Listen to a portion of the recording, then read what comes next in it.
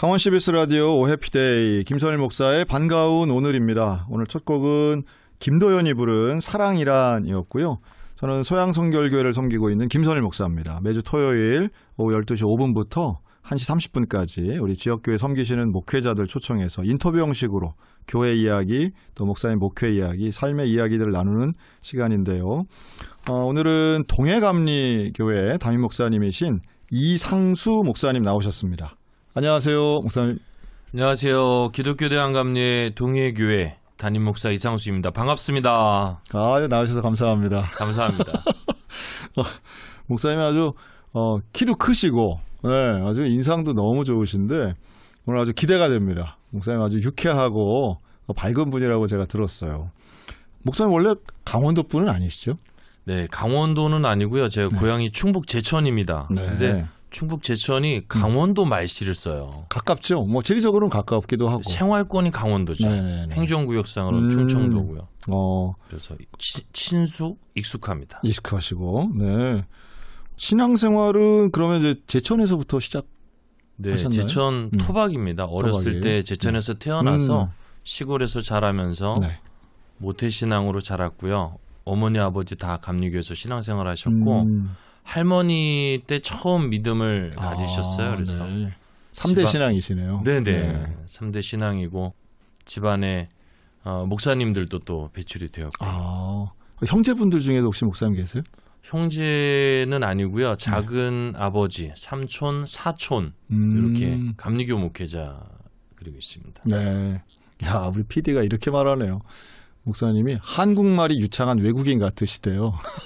근데 감사합니다. 잘 배웠습니다. 근데 정말 좀 이국적인 외모신데 고향은 또 제천이라고 그러시니까 제천 토박입니다. 확실합니다. 네. 충북이잖아요. 네, 충북 제천입니다. 그럼 어떻게 목사님 되셨어요? 어렸을 때 할머니 손잡고 교회 다니던 추억이 참 좋았고요. 네, 원래 목회자가 되려던 꿈이 있지는 않았어요. 근데 고등학교 때 전교 1등 하던 친구가 있었어요. 이름도 아직 기억합니다. 장영광이라고. 영광? 예, 장영광. 네네. 목사님 아들이었고 이 친구가 공부를 잘해서 3년 장학생으로 이제 제천으로 유학을 온 태백인가 정선 이쪽 친구였어요. 와, 태백에서는 제천으로 유학도 가는군요. 그럼요. 제천이 교육도시네요.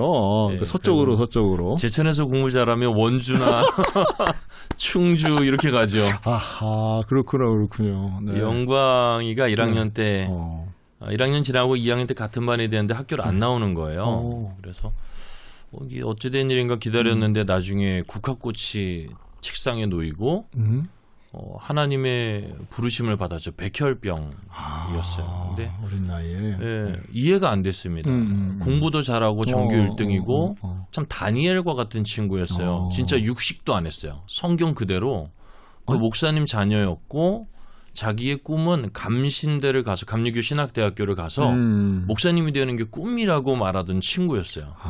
아직도 얼굴과 눈망울이 기억이 나는데 그런 친구를 하나님께서 데려가신 거죠. 그래서 어린 마음에 분노가 있었던 것 같아요. 돌아보니까. 그럴 수 있습니다. 하나님, 왜 다른 사람들도 많은데 하필 영광입니까? 분노와 반항심도 좀 있었던 것 같고요. 그래서 너가 못 이룬 꿈 내가 이뤄주겠다. 아니 분노까지는 이해가 됐는데. 네. 그래요. 의리 아닙니까? 의리라고요? 네, 인생 의리로 살아야죠. 근데 신학교 가는 게 의리인가? 네. 그래요. 네, 그래서 원래는 국어 선생님이 꿈이었거든요. 여자 고등학교 여고 국어 선생님이 꿈이었는데 굳이 그 여고는 그럼요. 이 감수성이 풍부한 학생들과 함께 시를 쓰면 얼마나 아름답습니까? 그 남고도 있는데 굳이 또 이렇게. 남고는 너무 시꺼먼. 의리라고. 네. 어쨌든. 그렇습니다. 야, 그냥 되게 재밌으시네. 지금. 그래서 영광의 꿈, 내 꿈. 이게 국어 선생님이 되려던 꿈을 접고 신학대를 가게 됐습니다. 하여튼 10대니까 가능한 일이긴 하네요. 뭔가 인생에 친구의 죽음이 내 인생에 큰 영향을 미쳤네요. 네. 근데 그럴 때 개인적으로 그렇게 할 수 있는데 집에서는 어떠셨어요? 반대하셨죠. 그렇지. 저희 부모님, 아버님 장로님이시고 어머님 네. 권사님이신데 네. 밖에서 제가 이런 얘기하면 별로 안 좋아하시거든요. 그런데 강하게 반대하셨습니다. 네. 목회자의 길이 얼마나 힘들지를 아시니까 그러지 않았으면 좋겠다. 아니 그렇지 뭐 소명이 있어 가는 것도 아니고 의리로 간다니 그건 또 그러니까요. 그것도 좀 이상하고. 그래서 조금 다른 얘기인데 그 장영광 학생의 부모님은 혹시 보신 적 있어요? 제가 그 부모님을 아직 못 뵀어요. 그리고 고등학교 때 그렇게 돼서 신학교 가고 나서 네. 신학교 가서는 일단 영광이의 꿈은 제가 그렇지. 네. 이뤄줬는데 네. 제 꿈이 아니니까 그렇죠. 방황을 시작하더라고요. 그래서 아이고야. 이게 신학이 나랑 안 맞는구나. 군대 갔다 와서 그래 그렇지. 1학년 마치고 군대 가서 네네. 제대하고는 복학을 안 해야 되겠다. 어. 근데 이제 다시 붙들려서 신학교를 가고 되는 과정에서 방황도 했고 또 나중에는 그런 마음이 들었어요. 네. 그 영광이 아버지가 목사님이셨는데 지금은 은퇴하셨겠죠. 그렇죠. 지금은 어디 계신지 좀 만나 뵙고 찾고 싶은데 어떻게 찾아야 될지 몰라서 시작을 못 하고 있어요. 이름을 모르니까. 네. 아버님 이름을 모르시는 거죠. 네. 그래서 아하. 좀 한 10년 전쯤에도 그런 마음이 들었는데 그때 되면 뭐 내가 자리를 못 잡고 있어서 뭐 청탁 부탁하는 걸로 이렇게 비칠까. 은퇴 안 하셨으면 그럼 영광이의 또 그 소중한 삶에 아이고야. 누가 되면 안 되잖아요. 또 그렇습니다. 그래서 근데 지금은 은퇴하셨을 것 같고 그러니까 이게 TV는 사랑을 싣고는 아니죠. 주요. 야, 네. 그 프로그램이 이제 끝나지가 않는데 그거 얘기하시면 이제 안 되나요? 아니 괜찮습니다. 연식이 네, 탄원하나요? 연식이 나오는 거죠. 그렇군요. 네, 그래서 네. 나중에 한번 찾아뵙고 싶은 마음은 항상 있습니다. 근데 이제 이게 강원도는 다 나가는 방송이니까요. 네네. 만약에 그 목사님이 뭐 태백에 계실 가능성이 좀 낮지만 뭐 강원도에 계시면 또 들을 수 있죠. 네. 네네네. 그렇게 되면 인사드려야죠. 그렇네요. 야, 저는 이런 동기 때문에 신학교에 가셨다는 거는 전 또 듣다 처음이네요. 왜냐하면 대부분 목사님들에게 제가 그 질문을 드리거든요. 네. 그리고 지금 우리가 3년째 하는데, 야, 의리 때문에 신학교 갔다는 분은 처음이세요. 그러게요. 저도 주변에서 보지는 못했는데. 그래서 야, 이게, 그리고, 뭐 이제 자식보다도 이제는 어린 나이가 된 그 친구의 나이가 네, 그렇죠. 네, 그렇게 됐는데 참 신기하면서도 참 특별하다는 생각이 드네요. 그리고 그 만약에 그 장영광 학생의 아버지가 목사님을 만난다면 네. 정말 특별한 감정을 느끼실 거다 하는 생각이 드네요. 네, 그래서 저도 꼭 찾아뵙고 네, 인사드려야 되겠다. 제가 한국 이제 복귀한 지 한 5개월밖에 안 돼서. 네. 네. 그러니까 아마 그때는 뭐 10대 중반이었을 테니까 네. 뭐 그런 생각 못 하셨겠죠. 아버님 나이, 뭐 이름이나 아버님에 대한 생각은. 네. 찾아뵈야죠. 네, 찾아뵙고 싶습니다. 꼭 만나셨으면 좋겠습니다. 네. 그 감사합니다. 어머니도 그렇고. 네. 그럼 진짜 왜 평생 아들 마음에 묵고 사셨을 텐데 전혀 다른 하나님의 위로가 임하시겠다 하는 생각도 드네요. 아유. 네. 야, 특별하시네요.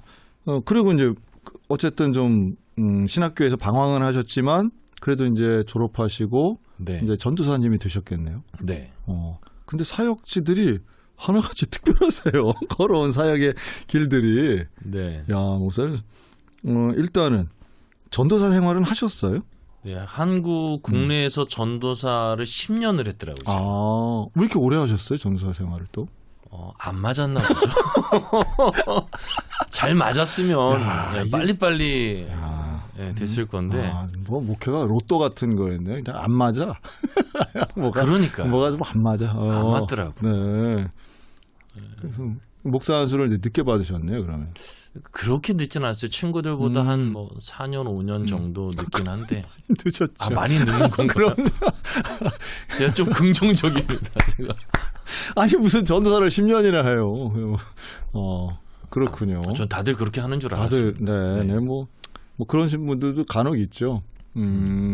되게 이제 하여튼 정직한 분들이 되게 그러시더라고요. 난 아직 부족하다 뭐 이렇게 해서. 전 정직은 아니고 그냥 투박하고 순박했지 않나. 네. 돌아보면 제가 저한테 제일 높은 점수를 줄 수 있는 건 네. 뭐 그런 단어인 것 그런 같습니다. 단어. 그럼 주로 어디서 전사 생활하셨어요? 그래도 서울 쪽에 있었어요. 거기다 붙이는 게 그래도가 더 재밌네. 네, 그래도 서울. 제가 서울 말씨 쓰지 않습니까? 제가? 강원도 말씨 없습니다. 네. 네. 충청도 말씨 이런 거 없습니다. 확인해 보고 싶어 하시는 분들의 공통점이 있습니다.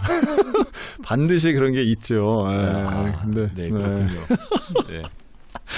서울 말씨 쓰는 그래도 서울 사역. 그럼 사모님은 어디서 만나셨어요?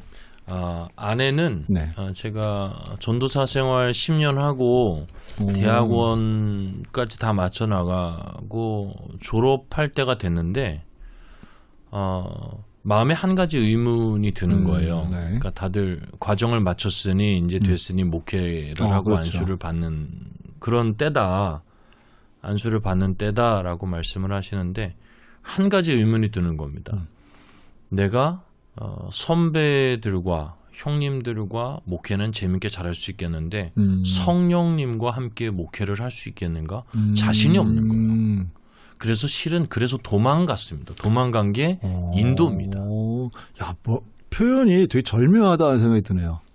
선배, 형님들과 목회는 잘할 수 있을 것 같다. 네, 의리니까요. 그러니까 대개는 성도들과 이렇게 얘기를 해야 되는데 형님들하고 목회하신다는 분 난 형님들 학교에 신학교에 가서 방황을 하면서 과 대표 학생의 임원 이런 일들을 많이 했거든요. 정말 그 주변에 목회자나 동료들하고 참 좋은 관계시겠네요. 품도 넓으신 것 같고. 네, 좋은 관계도 있고 그렇지 않은 관계도 좀 생성해놓고 그래도 아름답게 지금 갖고 가고 있습니다. 그럼요. 그래야죠. 근데 성령님과 목회하기가 내가 되겠는가. 정말 솔직한 고백이시네요. 그래서 인도를 갔는데 인도에 이제 선교 훈련을 갔습니다. YM 예수전도단에서 하는 DTS 과정을 들어갔고. 인도에서 하셨다고요? 네, 인도에서. 아내는 거기서 같이 만난 훈련생이었습니다.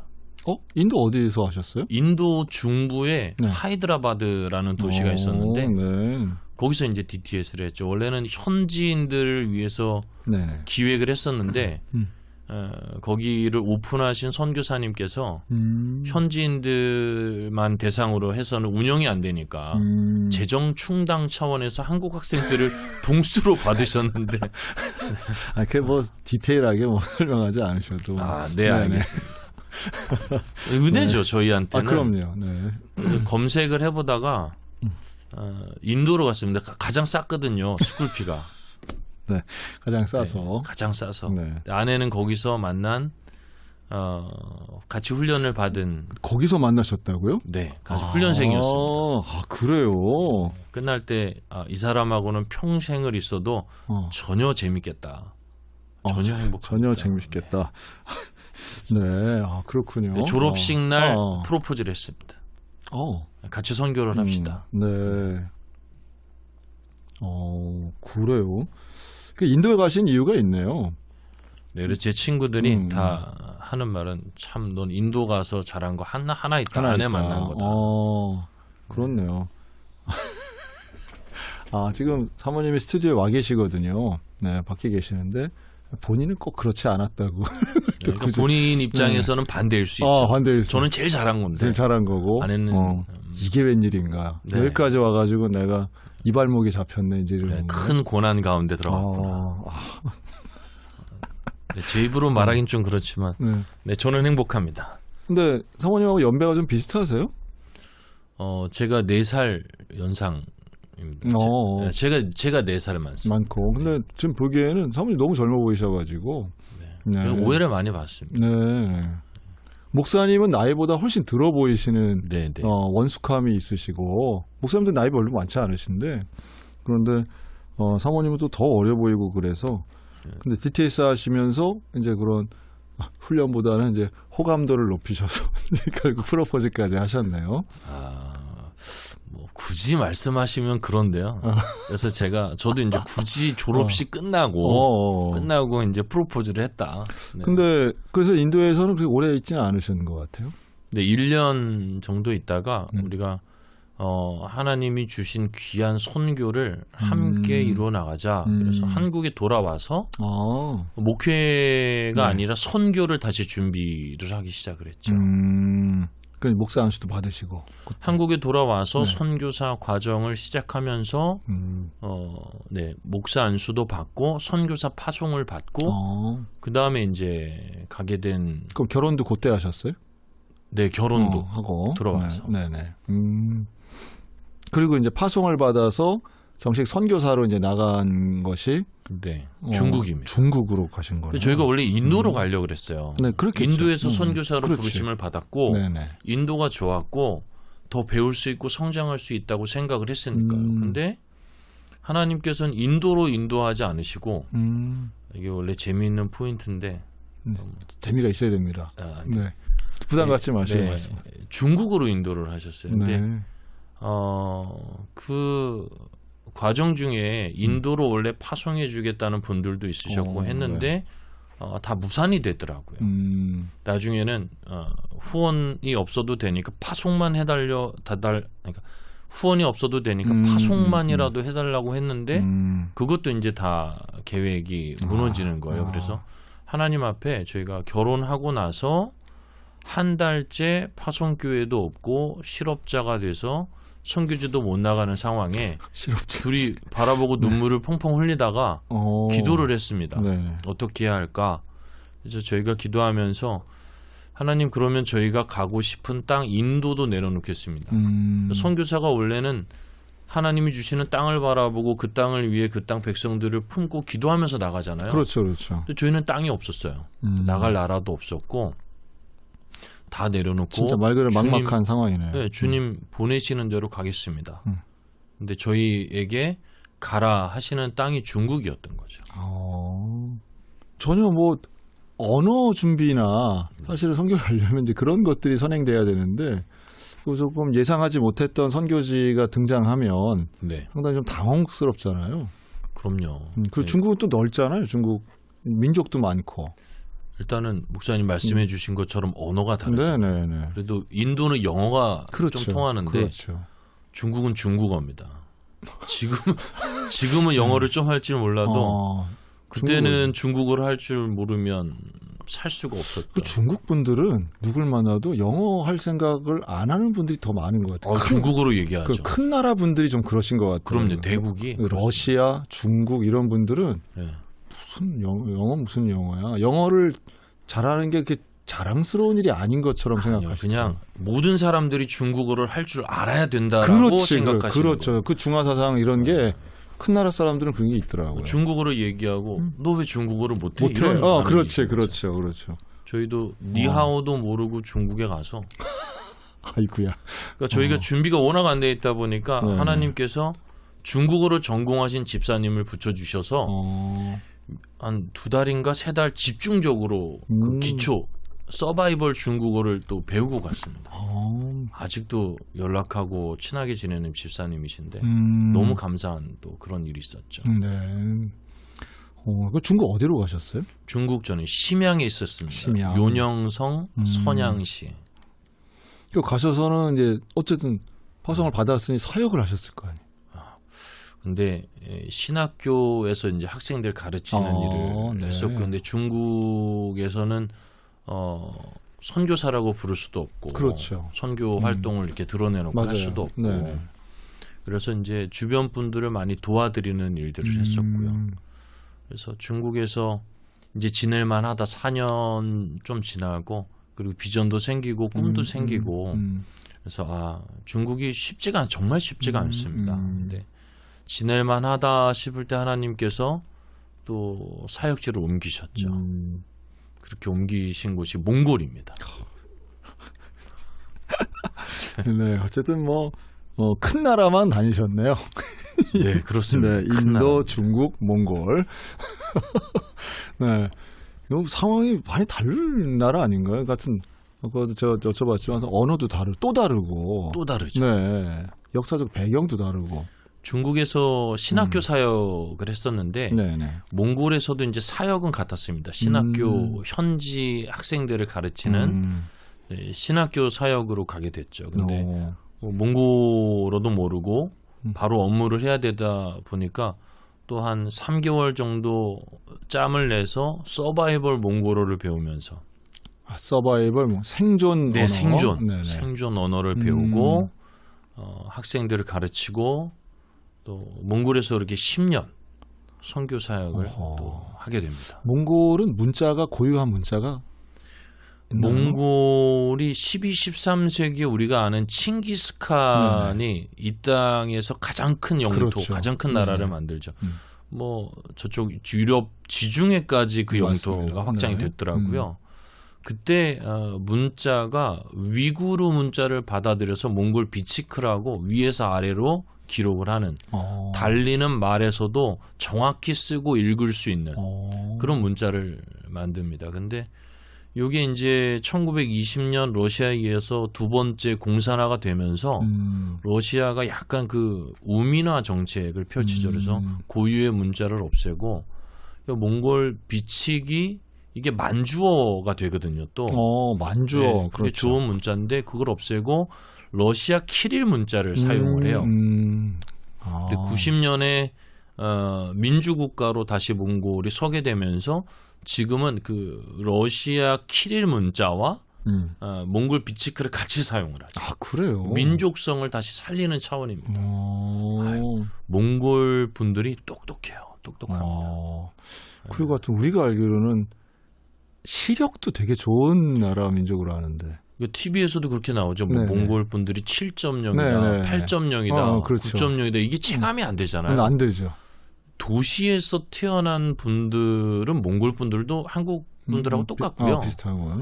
시골에서 태어나면 이게 초원이 몽골이 땅이 대한민국의 13배, 14배? 네. 초원 스텝 지역이 어마어마합니다. 그러니까 그렇죠. 끝이 안 보이는 거예요. 지평선을 바라보고 거기서 뭐가 오는지를 봐야 되니까. 그 옆집 가는데 한 대여섯 시간 걸린다던데. 6시간이면 이제 이웃집, 가까운 이웃집이요. 그렇죠. 예, 시골에서 태어나서 자란 사람들은 시력이 그렇게 되더라고요. 7.0, 야. 8.0. 그 저 지평선 끝에 있는데 내 양인지 알아본다면서요. 그러니까. 네. 그러니까 저희도 시골 갈 때 저도 이게 보일까? 안 보이거든요. 그쵸, 안 보이지. 겨울에 가면 안 보이는데 같이 간 몽골 친구가 저기에 소가 있고 목동이 있다.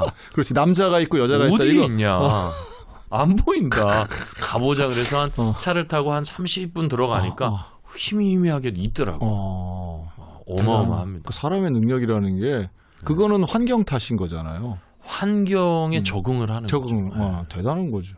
대단하죠.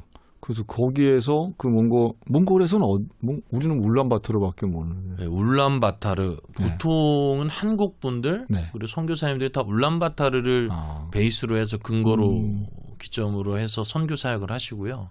워낙 인프라가 없습니다. 울란바타르를 벗어나면 초원이죠.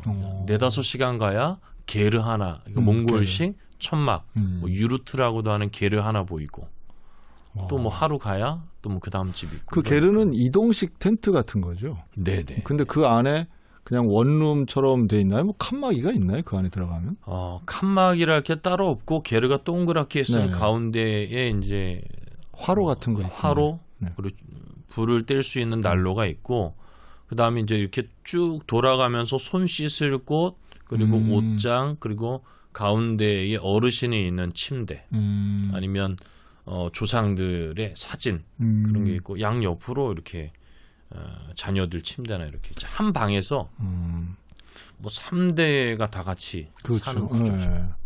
저 참 그 다큐멘터리 하나 보면서 되게 인상적으로 봤던 게 그런 초원에 있으니까 채소를 못 먹고 뭐 과일을 네네. 잘 못 드시잖아요. 네. 그런데 비타민 섭취를 이 몽골인들이 하는 거를 그 보여주는데 네. 모든 걸 그 소 한 마리에서 다 얻더라고요. 네. 너무 신기해서 제가 봤는데 근데 그 한 마리에서 다 모든 필수 영양소를 다 섭취한다 그러더라고요. 네. 네. 그래서 근데 그러기 위해서는 온 가족이 소 한 마리를 잡는데 소 잡는 거를 보여주는데 그 9살짜리 꼬마 여자애도 칼 한 네. 자루만 있으면 소를 다 이렇게 잡아서 분해하고 하더라고요. 와, 정말 대단하다. 그러니까 생존을 위한. 네, 맞아요. 뭐 글쎄요, 저희가 김장 담그면 저희 아이들도 어머니 네네. 옆에서 같이 버무리는 맞아요. 것처럼 그런 모습 아닐까요? 그러니까요. 제가 보면서 야, 이거 어디나 사람 사는 데선 살 수 있는 이런 여건이 있구나. 무슨 뭐 채식만 먹는다고 건강한 게 아니고 네. 그 안에서 영양소가 다 있게끔 하는 환경이다 하는 걸 보면서 하나님 만드신 참 창조의 원리부터 대단하다는 또 생각을 한 적이 있는데. 또 그렇게 해서 얻어지지 않는 야채에서 얻어야만 하는 또 영양소들도 있긴 해요. 네. 그래서 한국 분들이 들어가셔서 채소를 많이 장려하고 야채도 키우시고 물론 농장도 그렇겠죠. 하시고 그런 분들도 계시고 그래서 요즘은 몽골 분들도 야채를 먹어야 되는구나. 김치도 잘 드세요. 그러니까 이제 없어서 못 먹었던 거지 뭐 그게 그렇죠. 있으면야 당연히 먹겠죠. 역사를 보면 저희가 천고마비의 계절이 왔다 이런 아하. 얘기를 하잖아요. 네네. 하늘은 높고 말은 살찌고 이게 저희는 천고마비의 계절이다. 가을의 풍요를 생각하는데 원래는 공포의 표현이었다 그래요. 하늘이 높고 말이 살찌면 유목민들이 말을 타고 농경 문화를 침략해 오는 거죠. 유목민은 약탈 문화가 있습니다. 그래서 농경 문화 사람들은 잠시 쳐들어오면 뺏겨요. 그렇죠. 잠깐 피했다가 다시 심으면 나니까 이어갈 수 있는데 몽골 같은 데서는 그 약탈이라도 하지 않으면 영양소든 삶이 안 되는 거죠. 겨울에는 영하 45도 뭐 많이 내려갈 땐 55도까지 내려가는데 겨울에 그거 너무 춥던데 거기. 이게 목사님 집에 있는 냉동고가 영하 몇 도로 설정되는지 아세요? 그래서 한 20도 정도 되나요? 그게? 영하 보통 28도에서 영하 30도로 그렇죠. 설정이 네네. 되었거든요. 네네. 근데 몽골에 냉동고 냉동고보다 더 내려가는 거예요. 와. 45도, 40도요? 55도면 네. 가축들도 쓰러져 죽습니다. 55도면. 근데 그 환경에서 살아남아야 하니까 약탈이 있었고 그다음에 비타민이나 필요한 것들을 그렇게 해서 채워갔었던 거죠. 유목민의 특성이 그래서 네네. 그런 습성이 조금씩은 있죠. 근데 그런 유목민들이 또 손님 접대는 잘하잖아요. 그럼요. 네. 이게 또 궁금해지는 게 영하 45도에 가다가 아니면 여름에는 낮 기온이 뭐 영상 40도 넘게 올라가기도 해요. 그러니까 건조해서 1년 일교차가 거의 뭐 100도 가까이 나네요. 80도, 80도, 85도. 그렇죠. 근데 이게 대단하네요. 건조하니까 건조하고 바람이 안 불면 영하 45도도 뭐 영하 20도 정도로 느껴지고 느껴지는 게 뭐 습도가 없고 여름에도 영상 40도 돼도 시원해요. 그늘에 들어가면. 네네. 근데 그 사막 기후에 초원에 겨울에 여름에 하루 종일 가도 4-5시간을 가야지 만나는데 초원을 만나는데 만나지 않으면 죽는 거거든요. 그렇죠. 너무 환경이 열악하니까 손님들이 있는 게르에 아무 게르나 들어가서도 식사를 하고 나올 수 있도록 그렇게 배려하는 문화가 서로의 생존을 위해서 그런 환경들이 뭐 성경에 나오는 아브라함 때의 문화도 비슷한 것이고 그런 광야 문화에 살고 있는 유목민들의 삶이라는 게 어쨌든 사람이 보이면 적이 아닌 이상 무조건 도와줘야 되는 거잖아요. 나도 그럴 수 있으니까. 제가 굉장히 감명 깊게 봤었던 영화 제목이 기억이 안 나는데 한 사람이 시베리아 감옥을 탈출해서 몽골 사막을 지나서 고향에 돌아가는 내용의 영화가 있었는데 잘 표현했어요. 그 사람이 몽골 사막을 지나가다 목이 말라서 쓰러져 가요. 근데 한 소년이었나 말 타고 막 와요. 그리고 여기에 빨간 별이 그려져 있는 거죠. 2차 세계대전 때니까 달라요. 포로고 그리고 민주진영이었고 자유진영이었고 이 소년은 몽골은 그때 공산진영이었으니까 그렇죠. 그때 가다가 다시 돌아와요. 근데 독자들은 영화를 보는 시청자들은 죽이겠구나. 근데 그 사람이 와서 물병을 딱 던져주고 갑니다. 그게 이제 몽골의 문화고 그렇죠. 사막에 손님 접대에 그렇네. 구약의 그런 유목 문화를 간접적으로 또 체험할 수 있는. 영화 제목이 웨이백이라는데 맞나요? 웨이백. 네네, 집으로 돌아가는 그 남자의 내용. 그렇군요. 우리 PD가 별걸 다 알아요. 보면 저런 것도 알고 역시 훌륭하십니다. 문화사역자예요. 네. 아나운서 박윤경입니다.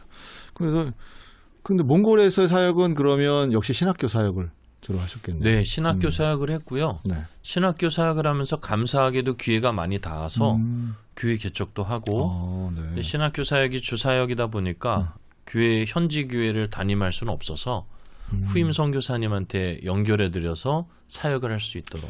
그러면 교회 사역 이런 게 중국하고 좀 차이가 있나요? 몽골이? 중국은 외국인들이 현지인들을 대상으로 하는 모든 사역이 불법입니다. 법으로 정해져 있고 선교가. 그래서 근데 몽골은 가능하고요. 몽골은 외국인이 종교 비자를 받을 수가 있어요. 합법입니다. 종교 비자를 받으면 그 법 안에서 뭐 집회, 뭐 출판, 건축, 뭐 모금 다 할 수 있습니다. 완전 다르네요. 네, 러시아 법을 따른다고 들었어요. 종교법이 있고 그래서 그 범주 안에서 비자를 받고 사역을 했던 거죠. 그리고 현지 교회를 좀 도우면서 섬길 일이 있었는데 네.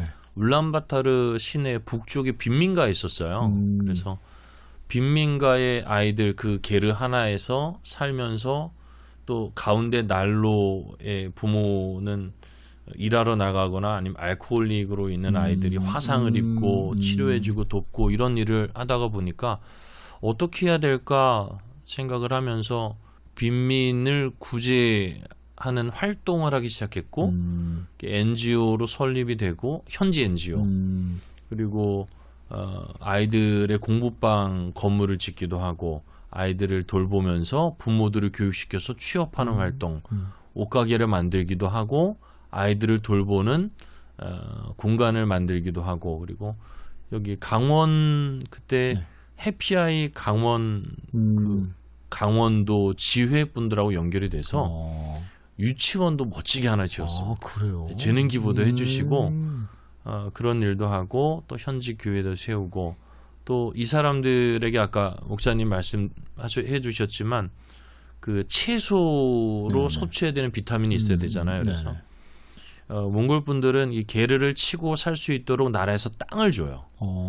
땅에 땅이 많으니까 뭐 주는 게 그렇게 어렵진 않겠네요. 근데 그 땅이 놀고 있어요. 놀고 집안에 한국 분들은 조금이라도 땅이 있으면 그렇지. 심잖아요. 뭘 하죠. 근데 이분들은 심을 수 있는 생각을 못 하니까 유목민이다 보니까 도시에 와서 빈민으로 전락해 있어도 땅은 있는데 심지를 못해서 거기다 감자도 심고 같이 심었던 거죠. 자기 땅이 있는데 네. 굳이 도시로 와서 힘들게 사는구나. 네, 그래서 거기서 수확한 것들을 먹게 하면 그 다음해에는 이분들이 알아서 심겠구나 안 심더라고요. 그래서 농장을 했어요. 농장을 해서 이분들을 네. 교육하고 이분들이 심어서 먹을 수 있게 비타민을 섭취할 수 있게 하자고 농장도 하고 이런 사역을 하다가 맨 마지막에는 한인교회 사역으로 부르심을 받은 거죠. 좀 성향이 좀 다르네요. 그런 농경주의 문화권하고 유목민들의 삶이 좀 다르긴 하네요. 다르죠. 네. 그러니까 인식이 다릅니다. 그러니까 야채를 먹어야 된다라고 얘기를 하면 우리는 그래 내가 야채를 먹어야지 비타민 섭취도 건강이 좋으니까. 근데 이분들은 야채를 먹어야죠. 그러면 아니 양이 소가 풀을 먹고 우리는 양을 먹는데 왜 우리가 풀을 먹느냐. 나 좀 설득됐어요. 맞네. 아주 논리적이지 않습니까? 논리적이네. 아주 논리적이네. 맞네. 고기를 먹으면 된다. 이런 사고방식입니다. 다릅니다. 네. 나 솔깃한데요. 그러니까 민족성은 우리랑 많이 비슷한 것 같아요. 네네. 생김새도 똑같아요. 그러니까 두 그렇지. 분이 이렇게 앉아 있으면 한국 분인지 몽골 분인지 구분이 안 될 정도로. 그리고 흥도 많고 친절하고. 근데 농경 문화와 유목 문화에서 확 달라지는 그치. 기점이 있는 거죠. 제가 보기에는 그게 있더라고요. 평균 수명이 일단 큰 차이가 나더라고요. 네, 맞습니다. 이분들 정말 의료 인프라가 약해서 그런지는 모르겠는데 평균 수명이 우리하고는 뭐 비교도 안 되게 일찍 돌아가시고. 근데 하여튼 우리 방송에 나오는 분들은 하나같이 근육이 많은 것 같아요. 분들 되게 힘이 세고. 몽골 분들이 네. 어려서부터 고기를 먹어요. 그러니까 양고기, 역시 고기군요. 기름, 네, 그렇습니다. 역시 고기가. 이 몽골 분들을 보면 어깨가 크고 맞아요. 가슴이 두껍고 맞아요. 등과 가슴이 두꺼워서 진짜 씨름하시는 분들을 보면 야 이런 분들이 징기스칸과 같이 말 타고 유럽 대륙에 가면 맞아요. 유럽 이 서양 백인들과 씨름을 해도 다뤄도 이길 수 있겠다. 아니 올림픽에 유도하고 레슬링 쪽에 네. 몽골 분들이 되게 많아요. 어마어마해요. 네, 그 메달리스트 상당히 많고 네. 그 특히 유도 같은 경우에 유도. 몽골 씨름 스타일로 네. 금메달을 땄던 LA 올림픽 이때 3관왕들이 있었거든요. 네. 근데 이 몽골 선수 때문에 유도 일본인들이 자리 잡고 유도 협회가 룰을 바꿨더라고요. 실은 우리가 아는 일본 씨름 스모. 네, 거기도 챔피언들이 몽골 분들이 많으세요. 아, 그러니까 체형이 네. 좀 단단하고 거기는 힘을 주고 단명을 한다. 오늘 정리할 수 있겠네요. 평균 수명의 의료와 물도 있지만 네, 그런 것 같습니다. 그런 것도 그렇네요. 이거 몽골 얘기 너무 재밌네요. 이게 몽골 전혀 모르니까 모르고 그냥 우리 막 이거 게르에서 보는 막 별빛 아름답고 이제 이런 나라. 네, 요즘 또 몽골 많이 가시잖아요. 많이 가죠. 여행으로. 근데 재밌는 게 TV에서 이렇게 유튜버 분들이나 TV 네네. 프로그램도 요즘 한국에서 많이 가는데. 단편적 그리고 흥미 위주로 편성이 되다 보니까 맞아요. 그렇겠죠. 정확한 정보 전달은 뭐 걸어서 세계 속으로 이런 다큐 프로그램들이 더 정확하죠. 근데 요즘 또 저희 부모님도 시골에 계시지만 네. 웬만한 동남아는 요즘 다 가보셨잖아요. 그렇죠. 여름은 그리고 몽골이 시원합니다. 자연도 너무 좋고 밤하늘에 별 쏟아지죠. 쏟아지고. 그리고 예전에 대한항공 독점 노선이었다가 네, 저가항공이 어마어마하게 생기면서 반값 비행기표. 여행사의 직원은 아니지만 요즘 몽골 좋습니다. 네. 우리 어쨌든 몽골 이러다 몽골 갈 것 같네요. 한번 가시죠. 네. 좋죠. 좋고 그렇게 해서 선교사로서의 사명을 감당하셨던 목사님. 그래서 몽골에 자녀들도 거기서 그럼 자라서 네. 몽골어 잘하겠네요. 그러면. 근데 몽골에는 한국 학교 다녔습니다. 그래서 한국어를 잘합니다. 아이쿠야. 네. 그렇군요. 그래도 그 한국 학교가 그 악동 뮤지션도 나왔던 맞아요. 학교고 저희 수연 찬혁군은 직접 못 봤는데 수연군은 몽골 왔을 때 저희 아들과 사진도 찍고 얼굴 보기도 하고 그때 저희가 갔을 때는 이미 데뷔 그렇죠. 했을 때라 연예인 봤습니다.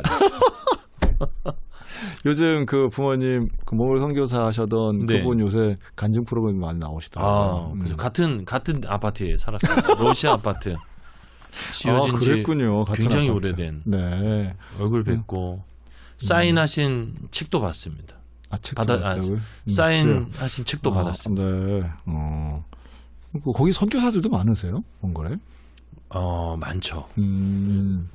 그래서 선교사회에 등록된 한 200유닛 정도가 있고 등록 안 된 분들까지 하면 한인 선교사회 한인회의 3분의 1 정도가 선교사 아니냐 이런 이제 통계를 내거든요. 그 정도예요?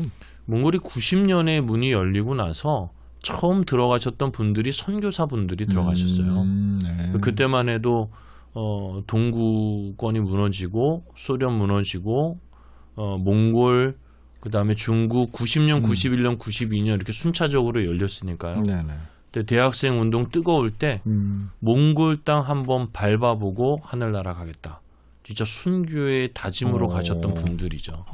1세대네요. 그러니까. 네, 30년이 지나는 동안 아직도 몽골은 교민 인구의 한 3분의 1 정도가 선교사, 그리고 3분의 1 정도가 그래요? 유학생 그리고 자녀들, 그리고 3분의 1 정도가 사업하시는 분들 이렇게 통계를 그러면 몽골인들의 어떤 종교성은 어떤가요? 종교성은 원래 그 우리나라에서 보는 그 성황당, 네네. 무당, 토속 종교. 토속 종교가 몽골에서 왔다고 해요. 그래요. 네, 그리고 샤머니즘이 강하고 그리고 징기스칸이 몽골을 통일하고 또 세계 정복으로 나갈 수 있었던 것이 그런 샤먼 무당들이 징기스칸의 손을 들어줬고 그리고 원산지라고도 얘기를 합니다. 원래 토속 종교가 강하고 한 가정 한 무당 만들기 운동이 있을 정도로 강한 나라고. 그 집이 멀리 떨어져 있으니까 한 네네. 가문마다 그냥 있었겠네요. 그런 네네. 무인들이. 지금도 뭐 여름이면 그렇게 산에 기도하라고 하는 분들도 있는데 이게 이제 청나라의 300년 지배를 받으면서 청나라가 원래는 이 여진족이 세운 나라잖아요. 한족이 아니라 기마민족이거든요. 네. 그 우리가 말하는 백두산 서쪽, 그러니까 심양의 동쪽, 그러니까 북한 위쪽에서 만들어진 우리가 말한 만주 땅이 청나라가 발현한 땅이고, 그래서 봉금을 했었죠. 그래서 기마민족이 청나라를 세우다 보니까 가장 두려운 민족이 기마민족인 거죠. 얼마나 강한 줄 아니까. 그래서 티베트 불교, 라마 불교를 몽골에 강제로 심습니다. 300년 동안 그래서 불교가 강한 나라가 되었죠. 의외네요. 티베트. 네. 몽골의 불교가 강하군요. 90년 이후에 기독교가 들어가서 불교가 강하고 불교가 라마 불교는 미리 종교 불교 쪽에서도 이제 이단으로 보는 의술, 뭐 축사 귀신을 내어쫓는 이런 일까지 다 있는 그런 종교다 보니까 무속 종교랑 좀 많이 비슷합니다. 베이스는 그렇고 이제 기독교가 열심히 선교사님들이 선교를 하고 있죠. 그래서 선교사님들이 제가 몽골 가서 보니까 왜 이렇게 선교사님들이 많지? 그렇지. 왜 몽골인들은 많지 않은데 선교사님들이 과 밀집되어 있는 것 아닌가 울란바타르에.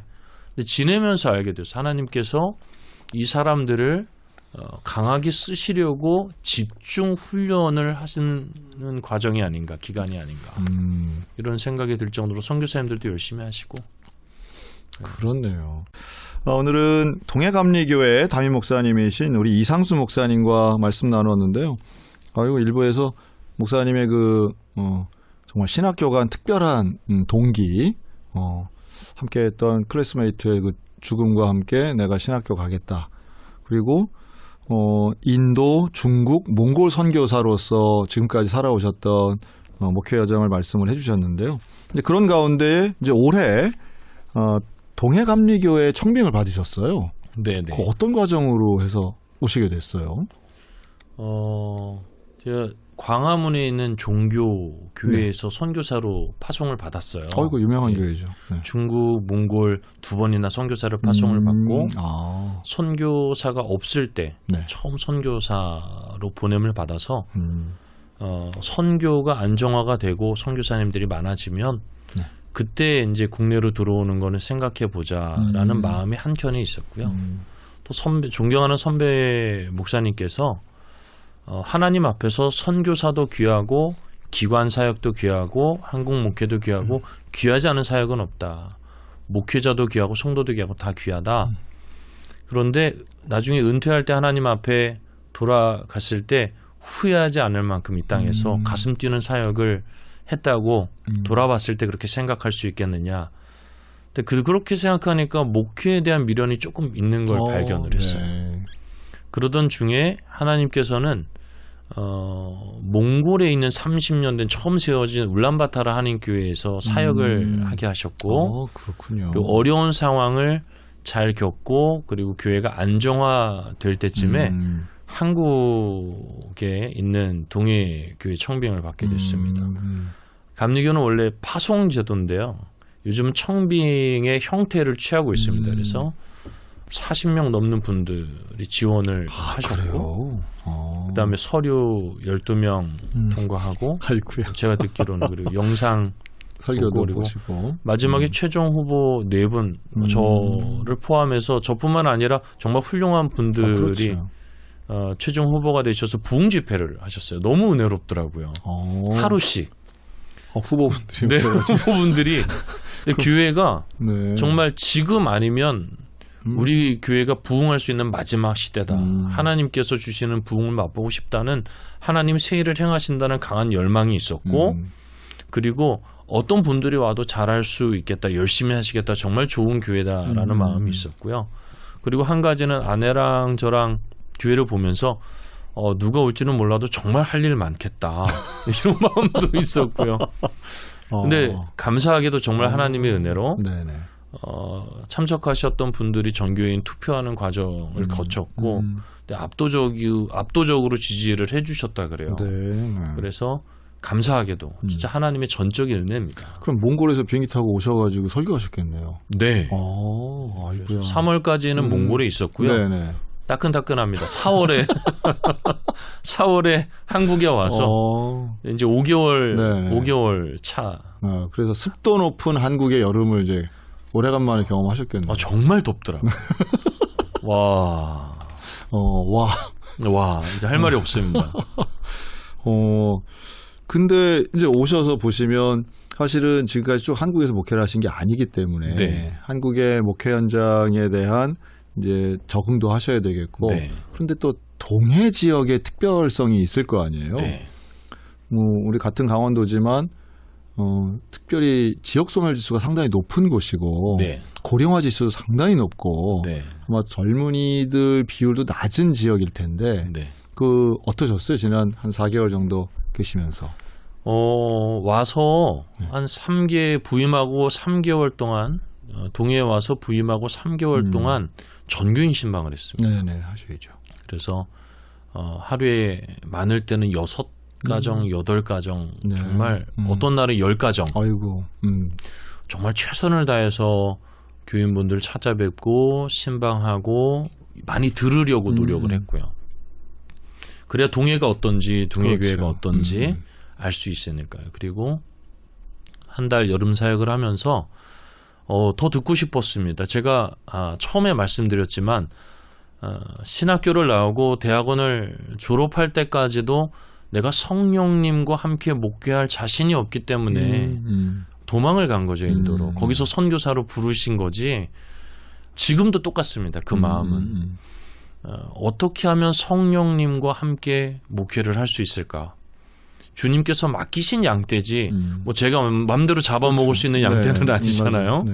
똑같습니다. 그래서 하나님께서 저에게 마음을 주셨다면 동일한 마음을 성도님들에게 주셨을 것이고 그 마음을 듣고 싶다라는 마음이 있어서 많이 듣고 또 설문조사도 했습니다. 전교인 대상으로 하나님이 기뻐하시는 교회가 되기 위해서 우리가 시급하게 해야 될 일이 무엇인가. 그래서 설문 내용을 토대로 또 15가지 주제를 비전 세미나를 하면서 성도님들과 함께 주제를 뽑아내고 다시 그걸로 설문조사를 하면서 우리 교회가 품어야 되는 가장 시급한 비전이 다음 세대구나. 그리고 새신자를 환대하고 환영하는 것. 그리고 기도를 하는 것. 그리고 동시에 동해 시청에 가면 홈페이지가 잘 돼 있더라고요. 네. 한국은 너무 좋습니다. 전도하기 너무 좋습니다. 시청 가면 모든 자료가 인구와 분포도와 연령별, 소멸, 외국인 수, 나라까지 다 표기돼 있어요. 그 내용을 토대로 해서 동해가 어떤 곳인가, 교회는 어르신들이 많이 계시지만 어르신들의 기도로 다시 다음 세대가 일어날 수 있는 가능성이 충분히 있고 또 동해가 해군 일함대와 또 군부대가 많은 지역이라 젊은 분들 외지인들이 오셔서 정착하고 은퇴 후에도 살기 좋은 동네더라고요. 생활권이더라고요. 네. 강릉, 속초, 양양, 삼척은 관광지라고 하면 동해는 또 생활권입니다. 야, 이런 분석 좋네요. 네. 저기는 놀다 가는데 여기는 와서 사는 곳. 네. 그래서 놀다도 가셔야죠. 동해 관광하셔야 됩니다. 동해 지역 경제를 살려주십시오. 대한민국 강원도 청취자 여러분, 동해로 오십시오. 네, 제가 동해 홍보대사는 아닙니다만 대단하시네요. 동해에 있는 그리고 동해 성도님들의 이야기를 듣고 교회 주변을 이렇게 아침마다 이렇게 산책을 하면서 보면 아이들을 위한 다음 세대를 위한 충분히 비전이 있다. 그리고 해야 될 일들이 학교와 젊은이들을 위해서도 기성 세대들이 그리고 교인들이 해야 될 일들이 너무 많다. 꿈을 하나씩 발견하고 있습니다. 나 잠깐만 들어도 가슴이 막 벅차네요. 너무 좋죠. 그냥 우리 알기로는 동해시는 대한민국 전체 시 중에 네. 인구가 두 번째로 작은 시로 알거든요. 네, 맞습니다. 그렇죠. 네. 근데 그러니까 인구가 원래 작은 게 아니라 떠났기 때문에 줄어들었기 때문에 작아져서 네. 시민들 마음이 되게 어떤 좀 실망감, 패배감도 많을 것 같은데. 네. 근데 목사님 만나면 막 소망이 막 생길 것 같아요. 그리고 실제로 동해가 알려지지 않은 맞아요. 관광지입니다. 맞아요. 와, 맛집이요. 동해 어마어마합니다. 야, 와, 이사 오신 지 4개월 됐는데. 다 맛있습니다. 야, 그리고 해안이 우리나라에서 그 바닷가와 네. 이 백사장 길이가 네. 그러니까 백사장 들어서서 바닷가로 들어가는 가장 긴 해안이 어디 있는지 아세요? 몰라요. 동해에 있습니다. 동해. 망상해수욕장. 망상은 다 들어봐서 알죠. 그럼요. 동해시 망상해수욕장입니다. 아. 그리고 정말 예쁜 그 동해물과 백두산이 나오는 그 촛대바위 동해시에 있습니다. 속초 와, 그 몰랐네. 옆에 있어서 네. 속초시라고 생각하는데 동해시입니다. 저 촛대바위 가봤는데. 무릉계곡, 무릉계곡, 두타산, 두타산 다 가봤죠. 배틀바위, 네. 한국의 금강산 동해시에 있습니다. 그리고 아기자기한 해변들, 스노클링, 저 삼척으로 많이 가시는데 동해에도 있습니다. 서핑, 속초 양양 가지 마시고 대진항으로 오셔야 됩니다. 동해시에 있습니다. 동해가 정말 숨은 명소도 많고 맛집도 많고 살기 좋은 동네입니다. 동해로 오셔서 갑자기 뭐 정착하셔야 됩니다. 갑자기 뭐 딴 거 드신 것 같이. 네, 애국가에 나오는 동해물과 백두산이. 네, 촛대바위 그 바위 나오잖아요. 네, 그림에. 동해시군요. 그럼요. 그리고 교회가 네. 옆에는 일함대 저희 동해교회만 해도 왼쪽으로는 일함대 오른쪽으로는 스타벅스 그리고 동해시 터미널 동해병원 동인병원 그리고 체육 시설까지 해서 동해교회가 할 일이 많더라고요. 지금 사모님이 살짝 부끄러워하시는 것 같은데. 아내는 괜찮습니다. 괜찮아요? 저는 이겨냅니다. 네. 아내는 늘 저를 부끄러워하기 때문에 괜찮습니다. 아내라도 부끄러워해야죠. 네. 알겠습니다. 그래서 동해에 가면 맛집도 많고 지금 네. 저는 뭐 한 40년 사신 분 같이 느껴지는데 네, 교회 5개월 됐습니다. 근데 실제로 그렇네요. 그 속초는 많이 가는데 네. 동해를 좀 가는 건 좀 드물다. 전 주문이도 자주 가거든요. 근데 동해라고 하면 동해 바다 이렇게 얘기하지. 그렇네요. 동해시를 그렇지. 떠올리진 못하죠. 정작 시인데 1980년에 생긴 신생시라 원래는 이 강릉 명주군 무코는 다들 많이 아시더라고요. 네, 삼척 북평읍 북평 5일장 그러니까 북평과 이 무코가 합쳐져서 동해시가 되어서 진짜 공부 많이 하셨네요. 무코가 옛날에 그 오징어 잡이의 맞아요. 대명사잖아요. 그렇죠. 동네 강아지도 10,000원짜리 물고 다닌다는 그 동네가 무코거든요. 동해교회도 원래는 그 무코에 37년에 세워졌어요. 뭐 그 초기 역사까지 하면 1910년에 망상교회로부터 시작을 하는데 네. 그래서 무코에서 동해시가 되면서 동해교회로 명칭을 변경하고 지금에 있는 자리로 30년 전에 옮겨왔죠. 그럼 100년 역사가 넘네요. 그렇죠. 동해감리교회가 그 지역에서도 뭐 제일 먼저 세워진 교회 중에 하나겠네요. 네, 동해에서는 네, 제일 먼저 세워졌고 이제 요게 북평 삼척의 역사와 이제 같이 합해지다 보니까 더 먼저 삼척 쪽에 세워진 교회들이 이제 동해시가 되면서 더 먼저 세워진 교회들이 네네네. 있죠. 이렇게 어떤 지역적인 자부심과 함께 네. 앞으로의 미래가 더 기대가 되는 네. 이런 마음을 갖게 하는 목사님이셔서 너무 감사하네요. 네, 동해교회 네. 부흥하고 있습니다. 아이고. 네. 그래서 제가 4개월 이제 5개월 차지만 네. 분위기도 많이 달라졌고 그리고 성도님들도 코로나 이후에 한국 교회가 코로나 그렇게 심각한 줄 저는 몰랐어요.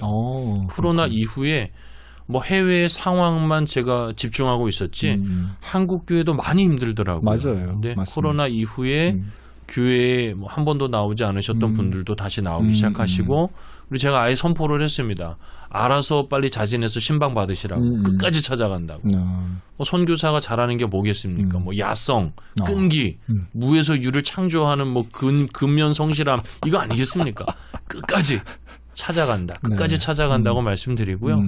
그리고 교회가 앞으로 해야 할 일들도 다음 세대 자녀들 훌륭하게 돼야죠. 비전을 주고 꿈을 주고 진짜 세상 속으로 들어가야죠. 준비시켜야죠.